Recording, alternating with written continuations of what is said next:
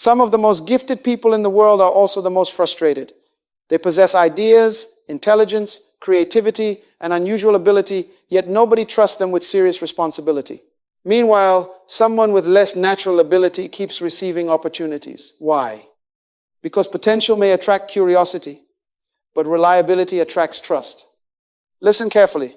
Being gifted does not mean being ready.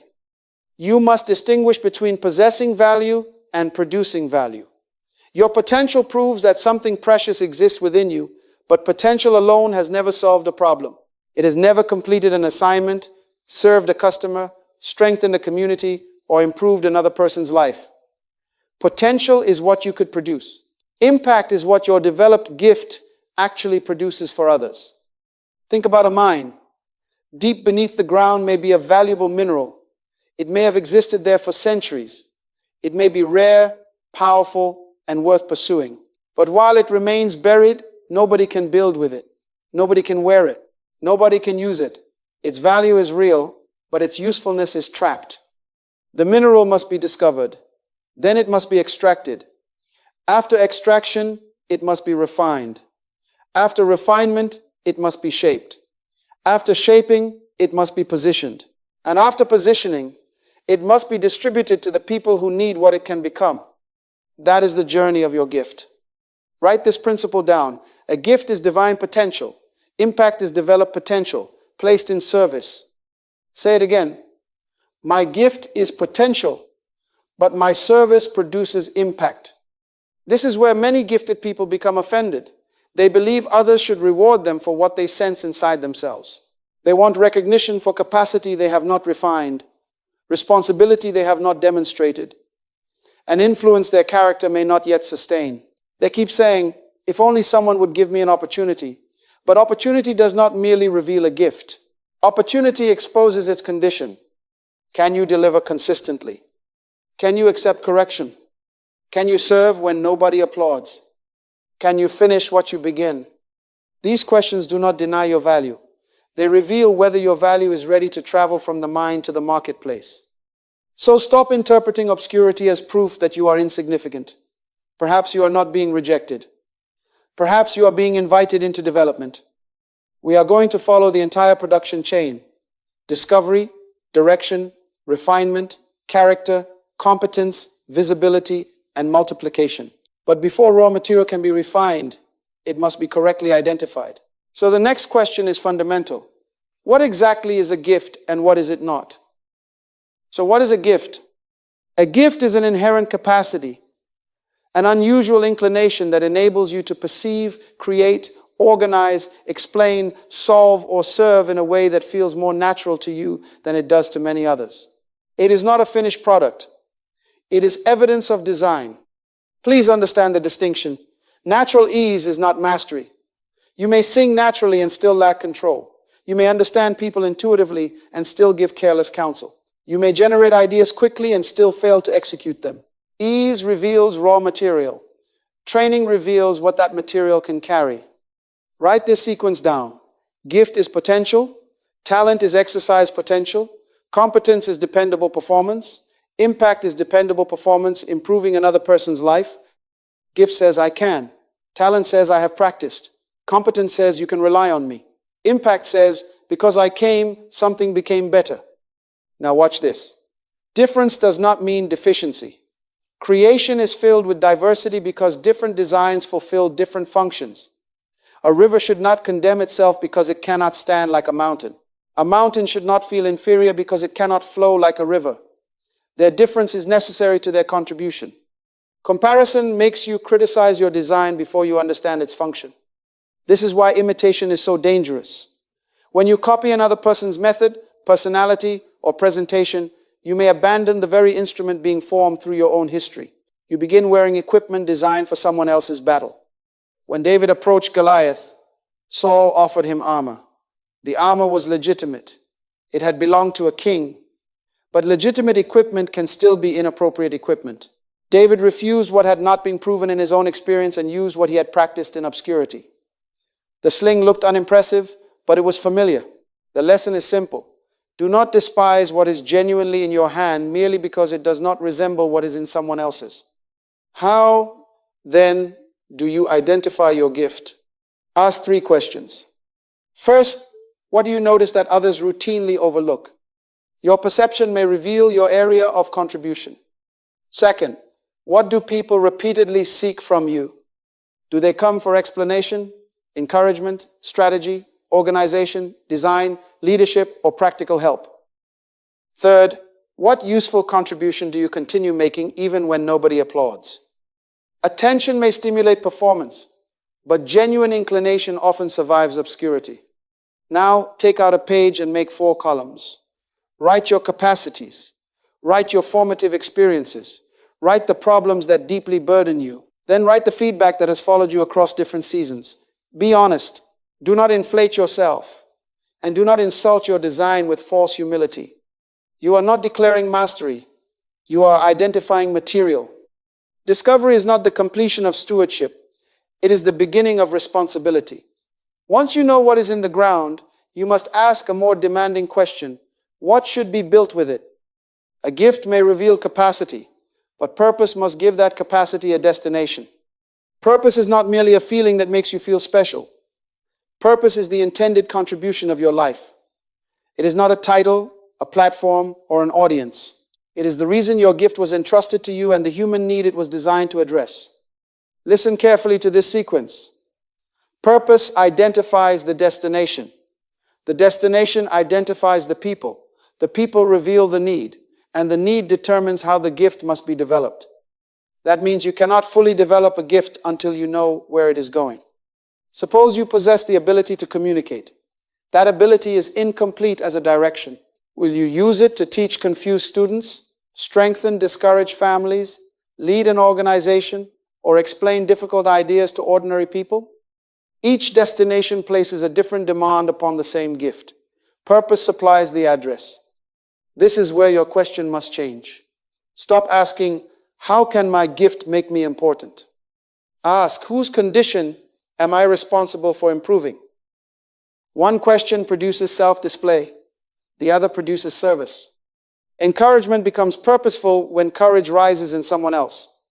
Leadership becomes purposeful when people gain direction and capacity.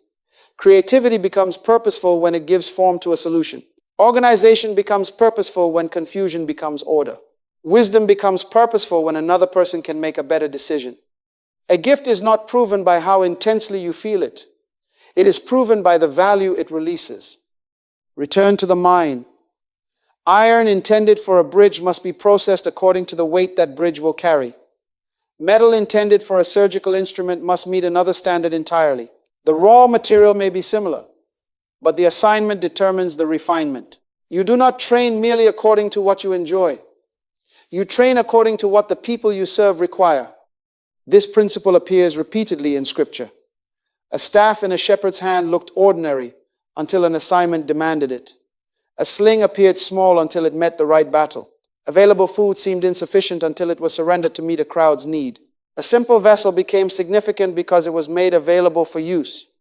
The object did not become valuable by becoming glamorous. It became valuable by becoming aligned. Now, be careful. Every recurring idea is not automatically a finished calling. Excitement is a clue, not a conclusion. Desire must be tested through responsibility. An idea must enter service. Can it help someone? Can you remain faithful when the novelty disappears? Does it produce benefit beyond your own emotional satisfaction? Purpose survives contact with responsibility. Take your page again and answer 4 questions. What capacity has been entrusted to me? Whom could it serve? What condition could it improve? What evidence would show that improvement has occurred? Then write 1 provisional statement. I use my ability to help these people move from this condition toward this result. Do not worry if the method is incomplete. Methods mature through practice. But your direction must become clear enough to govern your development. Write this maxim down. A gift without purpose seeks attention. A gift under purpose seeks usefulness. Say it. I was not gifted merely to be noticed. I was gifted to contribute. Now your development has a destination. And once the destination becomes clear, the required quality becomes clear. That is where refinement begins. And refinement is where many gifted people become uncomfortable. Why? Because natural ability often receives praise before it receives training. When something comes easily, correction can feel like an insult. Repetition can feel unnecessary. Instruction can make a gifted person feel ordinary. But listen carefully. If your gift is too important to be corrected, it is too immature to be trusted. Discipline is not punishment. Discipline is intentional training. It is the structure that keeps your behavior aligned with your assignment when your emotions change. Motivation says, I want to do it. Discipline says, I will do what purpose requires. Return to the refinery. Heat does not create the mineral. The mineral was already present. Heat removes what prevents that mineral from becoming useful. In the same way, disciplined practice does not create your gift. It confronts the weakness, inconsistency, impatience, and carelessness mixed with it. Refinement reveals quality. Inspiration may awaken you, but routine develops you. Inspiration produces a moment of desire. Routine produces a pattern of behavior. The pattern produces capacity, and capacity determines what weight your gift can carry. This is why you must not build your routine by copying somebody else's impressive schedule. Purpose must govern practice. If your assignment is to teach, train clarity. If it is to lead, train judgment and communication. If it is to create, train observation and execution. If it is to counsel, train listening, wisdom, and restraint. Your routine must resemble the responsibility you are preparing to carry. Here is a practical refinement rhythm. First, protect a specific time for practice. Second, select one subskill instead of vaguely trying to get better. Third, increase the difficulty gradually. Fourth, apply the skill in a real situation. Fifth, review the result. Sixth, invite correction, then repeat. Practice, apply, review, correct, repeat. God may reveal vision, but you must organize your day. God may open an opportunity, but you must arrive prepared. He may entrust you with an assignment, but you must govern your attention, appetite, emotions, and follow through. Responsibility cannot be delegated to inspiration. Joseph developed administrative capacity before national authority. David learned faithfulness and courage away from the throne. Moses endured a long season in which identity and dependence were reshaped. Jesus lived through years of preparation before a brief period of public ministry.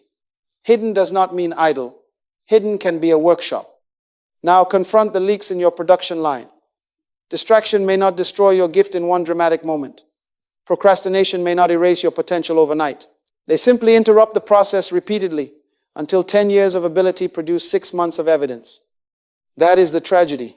Not absence of potential, but absence of accumulated practice. Write down 3 things. 1 habit that strengthens your gift, 1 distraction that weakens it, and 1 daily appointment with development that you will protect whether you feel inspired or not. Say this aloud. I will not make my feelings responsible for my future. Consistency creates capacity. Capacity creates readiness. Readiness makes opportunity sustainable. Again, consistency creates capacity. Capacity creates readiness. Readiness makes opportunity sustainable. Your ability may have stalled because it lacked a structure, not because it lacked value. Now you can replace vague motivation with a repeatable process. But refined ability alone is not enough. A sharpened gift can become dangerous when the person carrying it lacks the character to govern it. Imagine placing a powerful substance inside a cracked container. The substance may be pure, it may be expensive, it may be capable of extraordinary work, but the greater its power, the greater the damage when the vessel cannot hold it. Talent is power. Character is the container. Character is not the personality you display when people are impressed. Character is dependable inner alignment. It is remaining truthful when deception would be convenient, responsible when nobody is checking, teachable when correction is uncomfortable, and self-controlled when pressure gives you permission to react. Talent can attract attention. Character determines whether trust survives close contact. Many people look impressive from a distance, but become unsafe in relationship. Their gift opens a door, but their behavior closes it. Their ability creates an opportunity, but their instability makes the opportunity impossible to sustain. There are 4 common cracks in gifted people. The first is ego. Ego believes ordinary work is beneath extraordinary talent. The second is inconsistency. Inconsistency makes promises that discipline does not keep. The third is poor stewardship. It wastes time, money, relationships, and opportunities while asking for more. The fourth is defensiveness. It treats correction as an attack and therefore protects the weakness that development was trying to remove. Listen carefully. Whatever you refuse to correct, you have chosen to preserve. Self-control is the first evidence of leadership. Before you govern an organization, govern your reactions. Before you direct a team, direct your attention. Before you carry influence, learn to carry responsibility. If another person can control your behavior by pressing an emotional button, you are not yet governing yourself. This is why hidden and difficult seasons matter. They expose weaknesses while the consequences are still small. Waiting develops patience. Pressure reveals motives. Solitude exposes dependence on praise. Correction tests humility. These seasons are not empty spaces between you and purpose. They are workshops where the container is strengthened. Sometimes you must stand without applause long enough to discover whether conviction or approval has been directing you. But standing alone does not mean rejecting community. Independence must never become arrogance. You need wise voices, people who tell you the truth. Strengthen your discipline, respect your conscience, and understand the direction of your assignment. Accountability is not control. A healthy relationship helps you become responsible. An unhealthy relationship uses guilt, fear, confusion, or flattery to make you dependent. Your associations influence your thinking. Your thinking influences your decisions, and your decisions shape your direction. So do not choose close voices merely because they praise your gift. Choose voices that protect your growth. Now conduct an internal audit. How do I behave when nobody notices? What happens inside me when I am corrected? Do people gain clarity and safety from working with me, or must they manage my emotions? Can I be trusted to finish what I promise? Do I want influence because I can serve, or because I need affirmation? Write this down. The gift is what I carry. Character is who I become while carrying it. Say it again. My inner life must be strong enough to sustain my outer opportunity. Character formation is not delaying your purpose. It is protecting your future from the weight of your own success. And when the gift has been refined and the container has been strengthened, another test begins. Can other people depend on the result? Now we come to competence. Competence is not merely knowing what to do.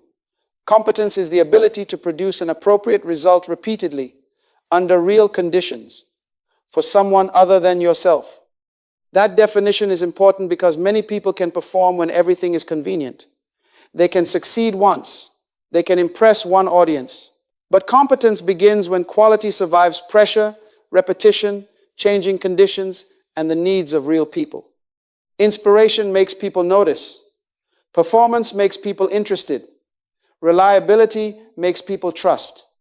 And trust is the currency of responsibility. Return to the production line. A product is not ready simply because the maker admires it. The maker may call it beautiful. The maker may understand how much effort went into it. But the marketplace asks another question. Does it work? Can it withstand use? Does it solve the problem for which it was designed? Your love for your gift cannot substitute for its usefulness. This is why service is the testing ground of talent. Small assignments reveal large truths. Can you listen before acting? Can you adapt when the need differs from your assumption? Can you complete what you start? Can you care about the recipient's result more than your own recognition? Some of you are waiting for a platform while ignoring the laboratory already around you. Your present workplace is a laboratory. Your family is a laboratory. Your community is a laboratory. The small project in front of you is a laboratory. Do not wait for greater visibility to practice faithfulness. Use what is in your hands now. Here is the development loop. Deliver, observe, ask, identify, revise, and deliver again. Deliver the work. Observe the response. Ask what helped. Identify what failed. Revise the method. Then deliver again. Correction is not rejection. Feedback does not declare that you have no gift. It identifies what prevents the gift from becoming dependable. If someone says your explanation was unclear, do not defend your intelligence. Improve your communication. If the work arrives late, do not advertise your passion. Repair your process. Evidence must replace self-description. Do not merely say, I am a leader. Are people gaining direction? Do not merely say, I am organized. Is confusion decreasing? Do not merely say, I am dependable. Are promises being kept? Look for problems solved, work completed, people equipped, and requests repeated because the result was useful. Now watch this. Fear sometimes wears the clothing of preparation. You keep studying, planning, revising, and waiting not because the work needs another year, but because you fear evaluation. Yet a gift cannot become competent while remaining permanently protected from reality. Development requires exposure. Choose one small service assignment you can complete within the next 7 days. Make the result clear. Deliver it. Ask for honest feedback. Improve it. Do not demand that people believe in your potential. Give them a responsible reason to trust your service. Increased responsibility follows demonstrated stewardship, not intense desire for promotion. Say it aloud. I will not ask to be trusted where I have refused to become dependable. Now your gift is moving beyond promise. It is producing evidence. But reliable value can still remain unavailable if people cannot understand where it belongs, whom it serves, or how to access it. So we must now learn how to position the gift without turning visibility into vanity. Now let us correct a dangerous misunderstanding. Some people believe they have only two choices: hide the gift and call it humility, or display the gift and become proud. That is a false choice. Obscurity is not always humility. Sometimes it is fear. Visibility is not always vanity. Sometimes it is stewardship. Positioning means placing developed value where the people who need it can recognize it, understand it, and access it. Positioning is not pretending to be important. It is making your contribution available. Return to the production line. Suppose the product has been discovered, refined, tested, and proven, but then it is locked inside a warehouse. Is the process complete? No. The product exists, but the problem remains unsolved because the value never reached its destination. Distribution is part of stewardship. You must learn to communicate what you carry without worshiping attention. Make 4 things clear. First, name the people you serve. Second, state the problem you help address. Third, describe your contribution in language they can understand. Fourth, provide credible evidence that the contribution works. Do not say, I am an extraordinary visionary with a powerful gift. That language describes your opinion of yourself. Say, I helped this group of people move from this problem toward this result, and here is an example of the work. Clarity is not arrogance. Clarity is service. When vision becomes plain, something interesting happens. Aligned people can recognize where they fit, and misaligned people become uncomfortable. Some people supported you when your ability was only a conversation. They may resist when it becomes disciplined, visible, and useful. Your growth disturbs the identity they assigned to you. Do not fight them. Do not spend your energy begging to be understood. Listen for truth, establish boundaries against manipulation, and continue serving faithfully. But be careful again. Refusing manipulation does not mean refusing correction. Not every critic is an enemy, and not every admirer is a friend. Extract truth from criticism without surrendering direction to every opinion. And do not manufacture visibility by copying another person's image, vocabulary, or platform. Borrowed presentation produces confused positioning. You may attract attention, but it will be attention for an identity you cannot sustain. Communicate your real contribution. Your confidence must be rooted deeper than public response. Praise changes, attention moves, audiences fluctuate. People may celebrate you today, overlook you tomorrow, and misunderstand you next week. If your identity depends on their reaction will govern your assignment. Significance is not measured by the size of the audience. It is measured by faithful usefulness. One life strengthened is impact. One problem solved is impact. One person equipped to serve others is impact. So take one visibility action. Create a demonstration, a lesson, a conversation, a proposal, an example, or a simple offering that allows the right people to evaluate your gift in useful form. Say it aloud. I will not hide value, and I will not worship attention. I will make service visible. Yet the highest use of visibility is not to keep people watching one gifted individual. Mature impact makes value reproducible. The next stage is multiplication. This is the final shift in the production chain. Immature gifting asks, how much can I do? Mature stewardship asks, what can continue serving when I am absent? Performance displays your capacity. Leadership develops capacity in other people. A performer says, watch me produce the result. A leader says, let me show you the principle, teach you the process, and prepare you to produce the result responsibly.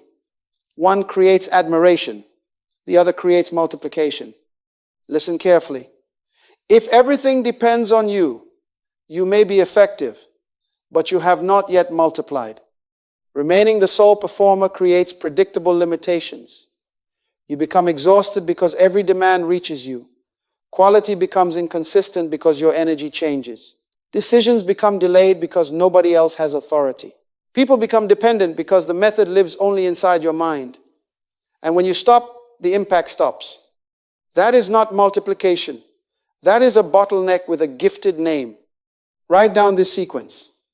First, identify the repeatable principle. Second, document the process. Third, demonstrate it clearly. Fourth, allow another person to practice. Fifth, correct the practice. Sixth, entrust responsibility. Identify, document, demonstrate, practice, correct, entrust. A system does not replace your gift. A system preserves the useful lessons your gift has discovered. It turns private instinct into shared understanding and makes dependable service possible beyond your personal reach. Suppose you are a communicator. Do not merely deliver powerful messages. Build a curriculum that helps others understand and teach the principle. If you are a leader, do not make every decision. Clarify the values and questions that guide sound decisions. If you are a craftsperson, train an apprentice until quality survives outside your hands. If you naturally encourage people, create a repeatable practice of listening, following up, and connecting them with appropriate support. Your gift reaches maturity when its fruit contains seed. Now, multiplication is also a character test. Teaching requires patience when another person learns slowly. Delegating requires clarity when your instructions were incomplete. Correcting requires compassion. Releasing responsibility requires humility because the person you train may eventually perform the work differently or even better. Can you celebrate fruit that does not carry your name? If another person's growth threatens you, you do not yet want multiplication. You want dependence. Purpose does not imprison people around your gift. Purpose equips them to contribute. Choose collaborators carefully. Do not select people merely because they flatter you, resemble you, or remain close to you. Look for shared values, teachability, trustworthy conduct, aligned direction, and the willingness to accept responsibility. Proximity creates access, but character earns trust. Generational impact begins when your contribution becomes larger than your personal performance. When those you serve become capable of serving others, and what was once trapped inside you becomes a living pattern carried through many lives. So ask yourself 2 questions. What useful process is still trapped in my head? And who could be responsibly taught to carry it? Write down 1 process and 1 person. Now say the whole chain with me.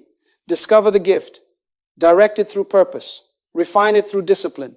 Contain it with character. Prove it through competence. Position it for service. Multiply it through people. Discover, direct, refine, contain, prove, position, multiply. The chain is complete in principle, but a principle admired is not yet a life transformed. So now we must convert this entire message into 90 days of disciplined action and return with visible evidence that raw potential has become useful impact. Now we turn principle into practice.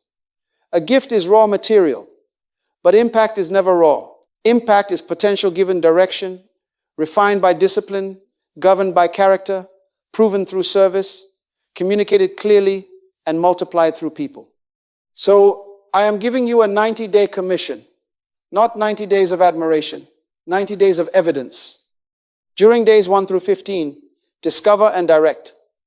Complete your inventory of capacities, formative experiences, recurring burdens, and repeated feedback.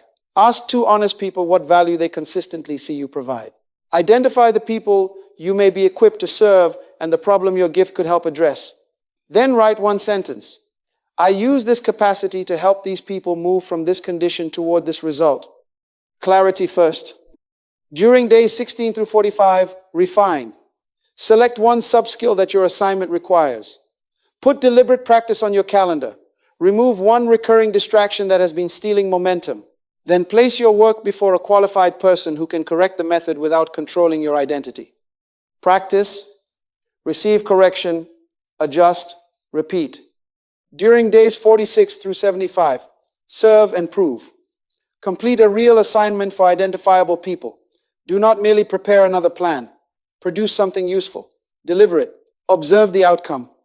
Ask what helped and what failed. Revise the work. Deliver again and record the evidence of benefit. Did confusion decrease? Was a problem solved? Was a promise completed? Was someone strengthened, equipped, or moved forward? During days 76 through 90, position and multiply. Explain your value plainly. Create one accessible demonstration, a lesson, proposal, example, offering, or conversation. Then document one repeatable process and teach it to one responsible person. Every week, use this scorecard. Practice kept, promises completed, correction applied, people served, results observed, lessons documented. Do not score applause. Do not score followers. Do not score emotional excitement.